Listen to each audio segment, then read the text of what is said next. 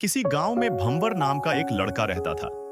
उसके माँ बाप उसे छोटी उम्र में ही छोड़कर इस दुनिया से चले गए थे। उनके जाने के बाद उसकी देखभाल उसकी दादी कुंती और चाचा बिरजू ने की। अब भंवर जवान हो चुका था और पास के ही गांव में एक छोटी सी राशन की दुकान चलाता था। वह रोज अपने गांव से पैदल ही उस गांव में आता जाता था। एक दिन जब वह दुकान से लौट रहा था तो रास्ते में उसकी मुलाकात पास के स्कूल की एक लड़की रुक्मणी से हुई। रुक्मणी गांव के बड़े साहूकार की बेटी थी।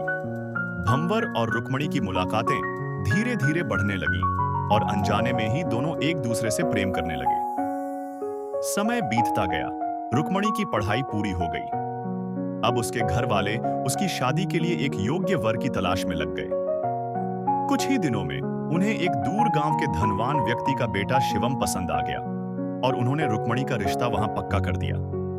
जब यह बात रुक्मणी को बताई गई तो वह बाहर से तो खुश दिखाई दी, लेकिन उसके मन में एक ही सवाल घूम रहा था, अब भंवर का क्या होगा।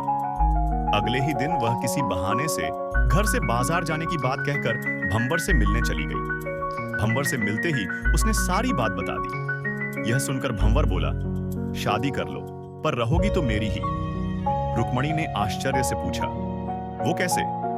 भंवर ने कहा, अगर तुमने सच में मुझसे प्यार किया है तो वैसा ही करना जैसा मैं कहूं। रुक्मणी ने उसकी बात मान ली। फिर भंवर ने उसके कान में एक खौफनाक योजना बताई। पहले तो रुक्मणी सन्न रह गई, पर कुछ देर बाद मुस्कुराते हुए बोली, वो प्यार ही क्या जो अपने प्यार के लिए कुर्बानी न दे। उधर रुक्मणी और शिवम की शादी की तैयारियां शुरू हो चुकी थी। कुछ ही दिनों में पुरोहित जी ने बताया कि माघ महीने की 18 तारीख को विवाह संपन्न हो सकता है। पूरे रीति रिवाज के साथ शादी हुई और रुक्मणी शिवम के घर आ गई। शादी को 4 दिन ही हुए थे कि रुक्मणी ने शिवम से बाहर घूमने की जिद की। शिवम ने उसकी इच्छा पूरी करने के लिए हाँ कह दी। अगले दिन दोनों कुछ सामान लेकर दूसरे शहर निकल गए और एक होटल में ठहर गए। भंवर पहले से ही उसी योजना के तहत वहां पहुंच चुका था। होटल में रुक्मणी से मिलते हुए उसने उसे कुछ नशे और नींद की गोलियां दी और बोला, जब काम हो जाए मुझे सूचना दे देना, फिर उसकी लाश को भी ठिकाने लगाना है। शाम को रुक्मणी और शिवम बाजार से लौटे। रुक्मणी बोली, आप बैठिए, मैं खाना बनाती हूँ। उसने तय किया कि खाने में गोलियां मिलाकर खुद पेट दर्द का बहाना बनाएगी ताकि वह न खाए। मगर हुआ उल्टा। शिवम ने कहा, पहले तुम थोड़ा दूध गर्म करके मुझे दे दो, बस वही पी लूंगा।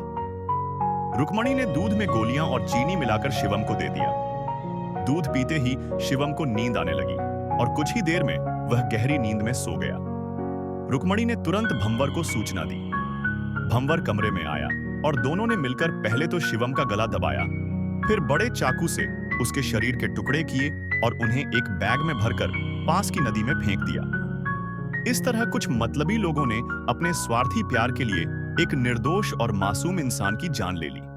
अगर यह कहानी आपको पसंद आई हो तो वीडियो को लाइक करें, चैनल को सब्सक्राइब करें ताकि हमारी हर नई कहानी सबसे पहले आप तक पहुंचे। तो चलिए मिलते हैं अगली रोमांचक और दिलचस्प कहानी के साथ।